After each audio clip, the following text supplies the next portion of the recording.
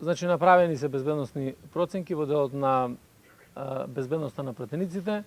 Претежно оние кои што гласа за почеток од иницијативата за уставните амандмани и ќе бидат обезбедувани се до момент додека таа проценка не биде поинаква. Од кога мова да ги штити? Кои се, дали има реални закани? Па има реални закани, вие можете да забележите и преку Facebook, меѓутоа и на други социјални мрежи, преку директни закани кои што им се упатуваат на пратениците. Имавте прилика да ви информираме во изминатите денови. Еве вчера имаше извршено претрес и поднесена кривична пријава токму од еден граѓанин од општина Петровец кој што се заканува по живот на пратениците. Сакам да упатам јасна порака дека нема да дозволиме било каква закана, ниту пак говор на омраза, ниту несигурност влевање кај граѓаните на Република Македонија. Тоа ќе го правиме за сите, и за граѓаните, и за пратениците, и за секој еден кој што се обидува да внесе таква несигурност кај граѓаните, ќе има соодветна санкција. Министре, пратеникот Иван Стојковиќ зборуваше дека имало понуда со пари за да гласа за уставните измени. Дали има основ, а и политичката партија ВМРО-ДПМН излезе со таков став, дали има основ Министерството за внатрешни работи да покрене и таква истрага, дали на пратеници, освен што нели велите дека им се закануваат, некој им нудел пари за да гласа на еден или на друг начин?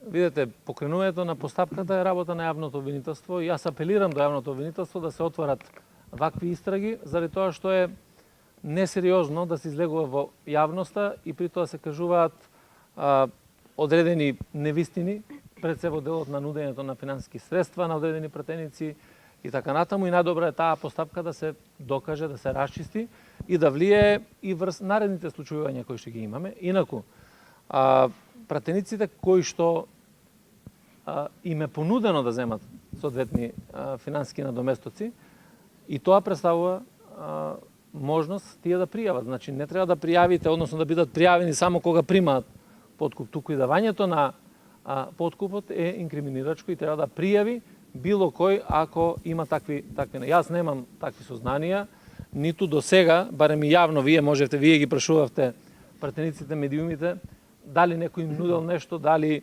вршел одреден притисок врз нив, доколку не е тоа така, меѓутоа тоа треба да се утврди. Јас очекувам дека можеби ќе има и соодветни пријави во тој дел. Јавното обвинителство треба да отвори, а ние како Министерство за внатрешни работи сме подготвени да ги истражиме тие случаи врз основа на насоките кои што ќе бидат дадени од јавното обвинителство. Пак не кажавте колку вкупно пратеници, дали само тие 8 пратеници се под полициска заштита и други, дали тие наводни безбедносни закани и проценки за нарушување на нивната безбедност се организирано дело или станува збор за поединечни испади? Не сте ме разбрали, јас кажав сите кои што гласа за иницијативата за промена на уставот. Сите се обезбедуваат. А се направени проценки врз основа на тоа што е доставено како материјал или било следено во нашите активности на штабот кој што работи во Министерството за внатрешни работи. Секако дека станува збор за одредена група која што е блиска до таа иницијатива бойкотирам, која што се заканува со живот на пратениците, на нивните семејства, со нарушување на нивниот имот и така натаму, се додека има такви закани и се додека не престанат причините, тие ќе бидат обезбедувани.